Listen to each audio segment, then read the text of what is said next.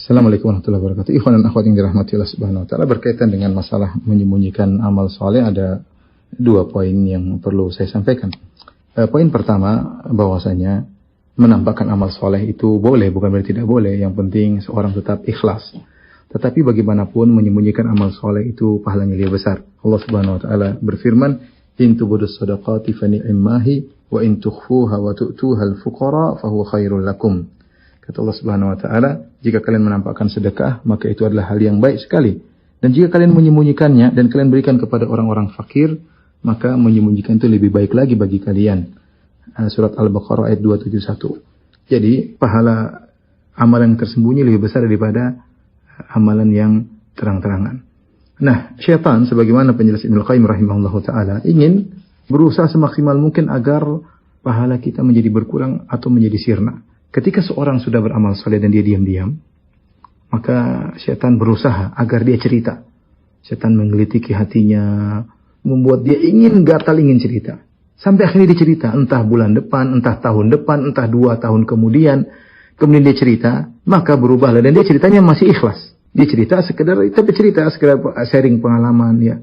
Dan dia masih ikhlas. Maka pahalanya berubah. Tadinya dicatat sebagai amalan yang tersembunyi dan pahalanya spesial. Kemudian dirubah catatannya menjadi amalan yang nampak. Tetap dapat pahala, tapi pahalanya kurang. Kemudian setan belum puas. Setan ingin lagi dia cerita sampai dia cerita supaya riya, supaya dipuji oleh orang. Ketika itu akhirnya dia terjerumus dalam dosa, ya. Karena dia ingin menampakkan, mensum'ahkan amalan yang sudah dia lakukan. Dan itulah tujuan setan, ingin agar pahala kita menjadi sia-sia. Ini poin pertama. Poin kedua, ikhwan dan akhwat yang dirahmati oleh Allah Subhanahu wa taala, apakah semua amal soleh disyariatkan untuk disembunyikan? Diperinci oleh Al-Iz bin Abdissalam bahwasanya amal soleh pada umumnya ada dua. Yang pertama adalah amal soleh yang memang disyariatkan untuk disiarkan, ya.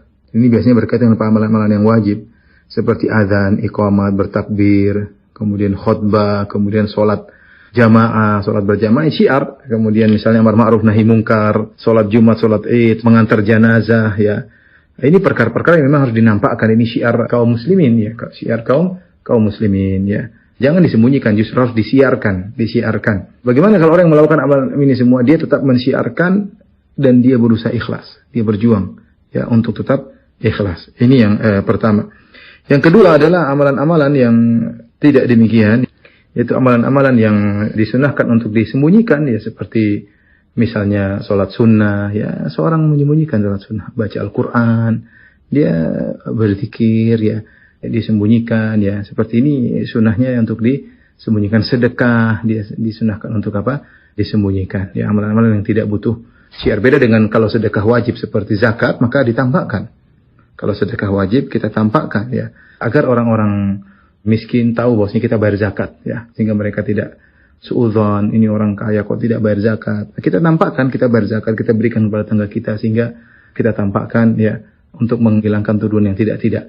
Dan ini juga adalah syiar membayar zakat. Demikian juga misalnya udhiyah tadi masuk dalam golongan yang pertama, adalah kita tampakkan bahwa ini syiar, kita menyembelih untuk Allah Subhanahu wa taala. Tapi yang tadi, yang sunnah-sunnah seperti baca Quran, zikir, salat sunnah, sedekah sunnah, maka hendaknya kita sembunyikan.